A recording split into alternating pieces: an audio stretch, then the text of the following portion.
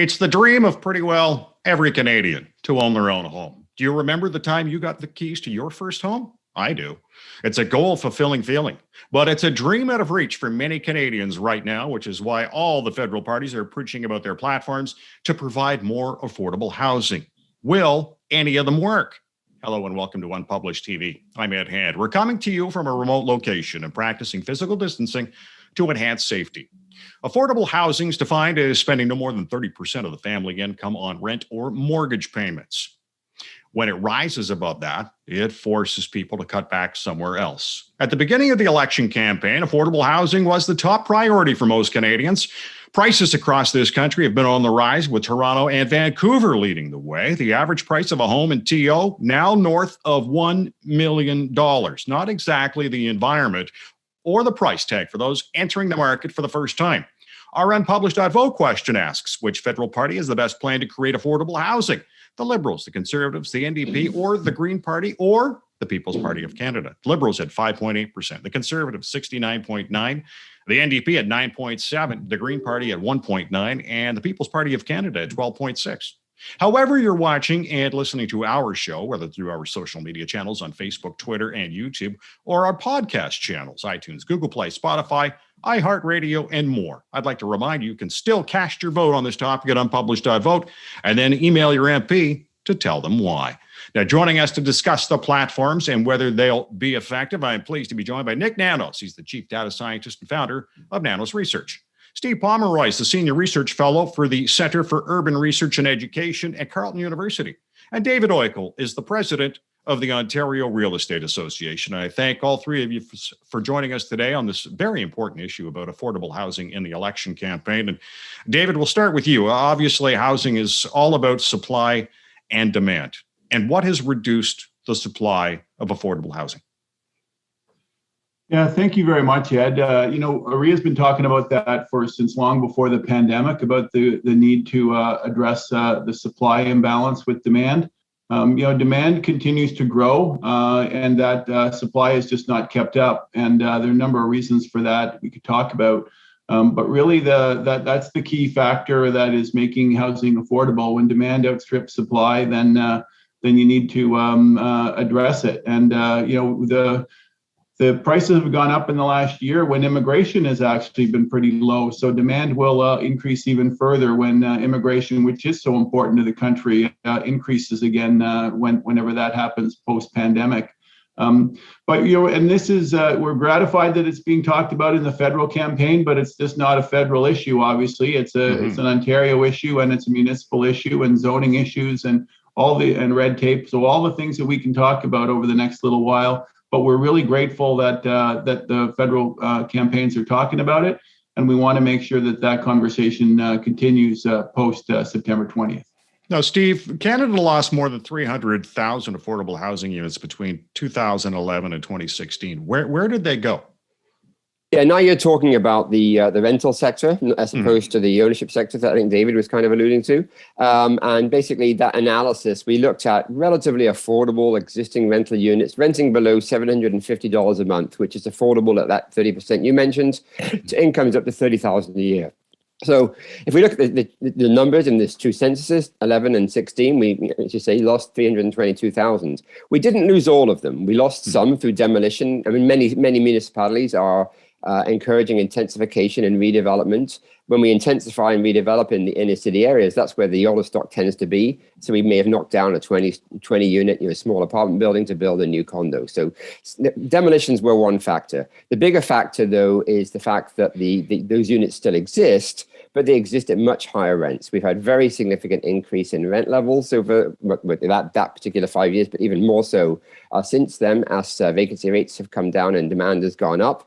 And I think there are some real acute pressures in the rental market when we're losing essentially 60,000 units a year. These are not units that are publicly provided. They're privately owned rental apartments built by developers that were still at moderate rents. But because of the opportunity to increase rents, the rents have gone up market, and they're now renting at $900, $1,100, $1,200 a month, and are not available to low-income folks. Nick, when you talk to Canadians, are they worried that there isn't enough supply, the price is too high? And is this about incomes not keeping up with rising inflation? Well, this is about price. They don't necessarily, to David's point about supply, they're not experts. That's all they know, is that the prices are going up and they can't afford it. And, in the research that we've done about it suggests that about 15% of Canadians are worried or somewhat worried about whether they'll even be able to pay the rent or pay the mortgage in the next 30 days. And might not sound like a big number, but it's 4.9 million Canadians. And the other thing is everybody needs a place to live. And, whether you're a senior or an older person, you're worried about whether the kids can afford a place to live. Whether you're a millennial, you're wondering whether you can get into the market. And the other thing that we do know from a policy perspective is that in the last 4 years, the Liberal government has been very proactive in bringing new Canadians to the country, and there's been population growth. But I'm not sure if they've given thought to where are folks going to live. Like, it's one thing to say we're going to bring 200,000, 300,000, 400,000 more Canadians, new Canadians into the country, and then you have to think about, well, where's the housing? And I think this is where the discussion on the supply is critical on this front. David, the Conservatives promised 1 million homes in 3 years using 15% of government buildings, or government buildings that aren't going to be used anymore. Is that a realistic goal? Can that really be done? Yeah, it's hard to know the details of where those houses are, and do we have the right trades to build all of those? That certainly, and what kind of houses, right? Are they all detached, or are they the right price differences to address all kinds of needs? Because as Steve mentions, we need to address all income levels and not just bigger detached homes. Yeah, and using federal lands, to provide for development opportunities. I mean, all of them talk about more supply. All of them talk about different ways to do it and at different price levels. Devil's in the details. It sounds like a lot of homes, but that's what's going to take because it's significant.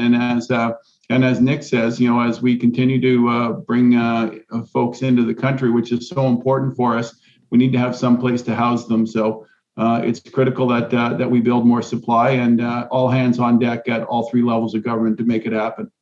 You bring up a good point there, David, that really a lot of this housing stuff is done at the provincial and municipal level.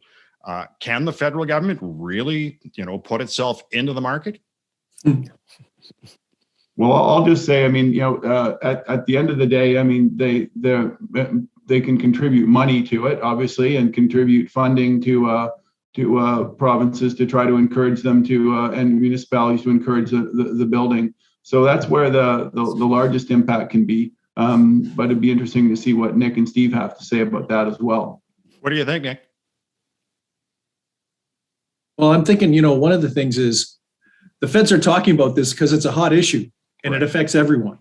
And, they don't think in terms of who's responsible for what. But, to your point and to David's point, it's the province and municipalities that are really in the driver's seat on this one. Perhaps the federal government can take a page out of a lot of other issues that they're not the lead on, like healthcare, where perhaps they could fund something in order to enable provinces and municipalities to deliver more supply and help on housing, but not to direct a housing policy per se.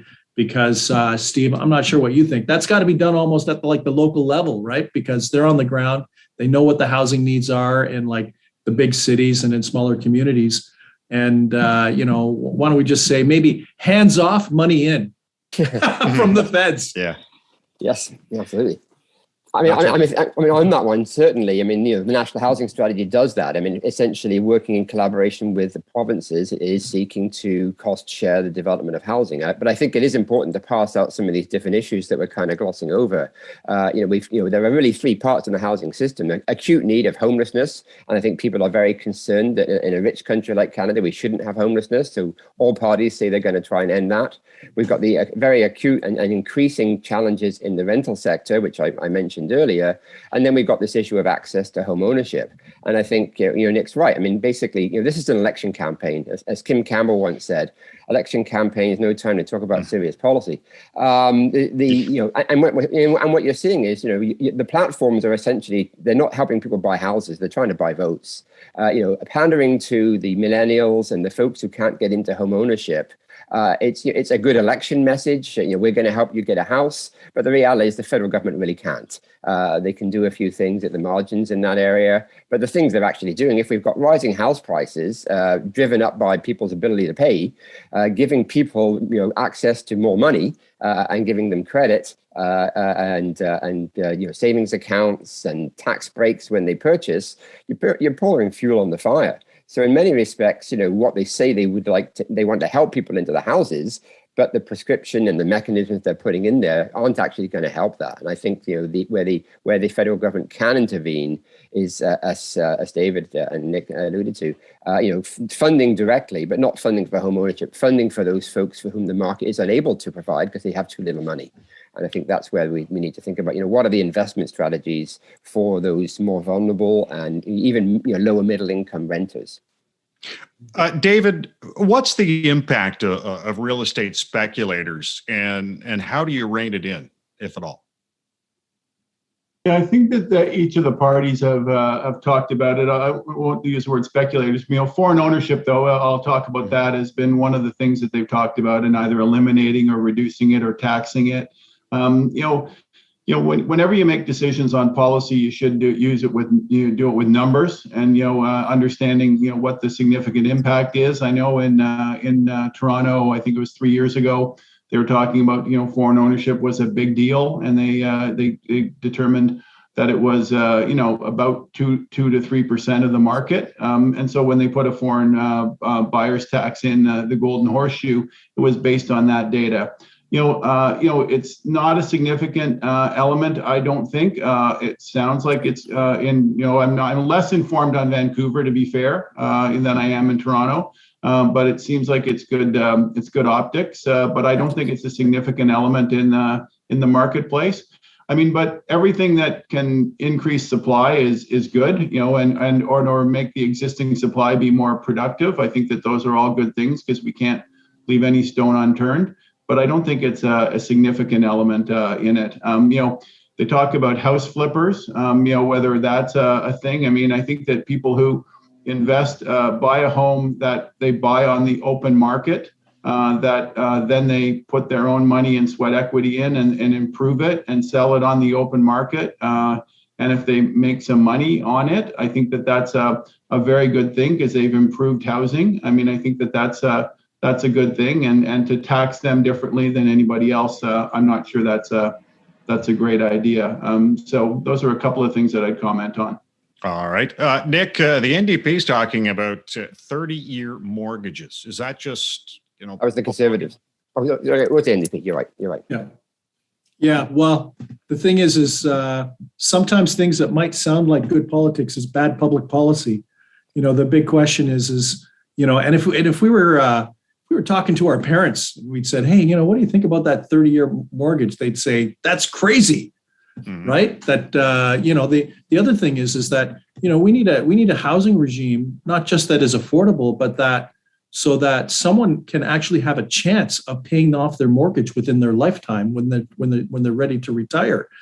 And so, I think that's why, we've seen previous governments dial back, like open up the 30-year and then dial it back because they'd just be worried about the debt that Canadians are taking on. The other thing that's interesting in the market, and I'm sure David and Steve can speak to this with probably some more authority, but the number of individuals that are buying properties as investments over the last 5 years, where they might buy a condo and they might be using it for an Airbnb or just a straight up traditional rental, and how that's kind of changing the market where they're not just because they've got to cover the freight. They're not necessarily going at the low end of the market and just driving prices up, as opposed to people owning their home and so forth. So I think that's the thing. And finally, before I kind of throw it back to the group, is this pandemic has been unique because in work that we've done for the Ontario Real Estate Association, it suggests that a lot of the activity has to do with people dealing with telework, needing a different kind of living space because they didn't buy their condo or rented their place based on working from home. Now, all of a sudden, they're working from home. If they have kids, the kids are going to school from home. And as a result, they've needed to kind of engage the services of realtor and turn to a realtor to say, hey, you know what, my situation has changed. I've got 2 kids that are in school and they're, taking classes. So I need for them to have space to do their classes. My wife or my partner is working, and then I'm working, teleworking. And that's also put a lot of pressure on the marketplace, where people just need more space in order to balance life and work, where before no one ever thought of working, most people didn't think of working like 5 days a week from the house. Now that's a distinct possibility. David, I wonder, is that what you and the realtors are hearing in terms of people who are seeking properties or who are buying? Yeah, absolutely. Nick's really identified it. A year and a bit ago, when people started to work from home, it didn't take very long for people to realize that somebody in the house was driving them nuts, and maybe more than one. So they did need a condo downtown for 2 people when they could walk to work. Maybe it was a couple, or could walk to work. With the federal government, I mean, that was okay then. But when they're working from home and 2 people are on Zoom like we're doing now, it just was not feasible. And then I need a home gym or any number of different things where I need a little more elbow room. So demand for detached homes, maybe backyard space, because I don't want too close to my neighbors, and also they could be a little further away because they're not going downtown. So I had a lot of clients. I'm an active realtor. A lot of clients, Carlton Place, Almont, Arnprior came into play. Perth, people all of a sudden could be there near a good hospital, don't have to go into the office, and wanted more space. And so that's another element of what we're seeing, and why this is a big, important federal issue is that in the past it was that Toronto, prices were a Toronto and Vancouver issue, like you said in your introduction, but now this is everywhere. Yeah. This is everywhere across the province because demand is higher. It doesn't take too many buyers to increase the demand in Renfrew for all of a sudden the market to get out of balance. And so this is really a high demand in a lot of different places, and it's great that we can have people wanting to live there. But it's really everywhere in every property type that has been in demand, and that's what's creating pressure in markets that maybe haven't seen that kind of pressure in the past. Steve, the Liberals have that rent-to-own program as part of their platform. It's contingent on landlords committing to charging less rent. I'm wondering how any landlord would agree to that. Yeah, I mean, again, it's trying to basically say to people, we're going to help you, but the mechanics, as I think Nick or David alluded to, the devil's always in the details and on those kind of things. And why would a rental developer or a developer of any kind, sort of go into that program unless there were very strong incentives? So at the very margin, I mean, CMHC did come up with a shared equity mechanism to help first-time buyers into home ownership, and they've had very little take-up of it because these are the kind of sort of niche products that the mainstream market just isn't interested in. They want to buy outright. They want to buy a condo. If they're going to rent, they're going to rent. So I don't think those ones there really get to the issue very much. But I mean, I think David made a really important point in terms of the number of people who are out there actually creating the demand and driving prices up. If we sell about 600,000 houses a year in this country, which is only about 4% of the entire population. So that's very, very few people. 3/4 of the people that are actually buying are not first-time buyers, which is what the platforms are targeting. It's repeat buyers who already have accumulated equity. And the fact that house prices have gone up so much in the last 10, 15 years, and particularly in the last couple of years, they've got all this accumulated equity. They can keep bidding prices up even higher. So it's the excess capacity to pay. It's not the greedy developers. It's the consumers themselves that are driving prices up by their capacity to pay, aided and abetted by monetary policy, which is keeping interest rates very low and stretches their incomes even further. So it's a different sort of perspective. So and then that's a difficult one for the federal government to get its head around. And Steve, to your point, it's that excess capacity to take on debt because of low interest rates. Mm-hmm. Really. If interest rates went up, the market would change, right? We saw that in 1981. Right. And the other thing is what we haven't talked about is, I'll say the dirty little secret that no one ever really says is that everyone wants real estate to appreciate, but they just don't want it to appreciate super fast. They want the stability of a real estate investment. And, we know from our research that for most Canadians, their home is their single biggest investment. When they see it appreciate, they feel good. If they think that the price isn't going up, they're going to go down. So this is about kind of like having some type of environment where, yes, there can be steady appreciation of real estate. That's normal. But that what we've seen in the last year is abnormal because of the pandemic, because of the monetary policy that Steve was talking about. So this isn't about like lowering the price of homes, because you know what? Homeowners don't want the price of homes to go down, right? That would be very unpopular. Yeah. What they want is for there to be a stable market where there's choice and supply, and that there's some sort of normal appreciation. And I think one of the things that's put a greater sense of urgency is what I'll say, just faster appreciation in the last while, where people are now worried about, can I even get in, which creates a rush, right? And these low interest rates and high prices basically puts pressure on people, especially first-time buyers, to get into the market because they figure they're never going to get in, and to try to lock down rates because they have that capacity to take on more debt. See, I've seen this as a demographic divide. Younger Canadians are wanting into the housing market, and obviously the prices are too high. Older Canadians see it as a retirement plan. They don't want to see the value drop. So it's somebody's going to have to give at some point, are they not? Steve? Well, they can give some of the money to their kids to buy a house, I guess. But I mean, I think part of the sort of discussion that gets muddied in sort of the supply issue is there are two different types of supply. There's supply as in building new homes, and then there's supply as in the inventory of existing homes that are for sale. And as David can attest, we've seen a very low level of people listing their homes for sale, counted or juxtaposed against, an excess number of folks looking to buy.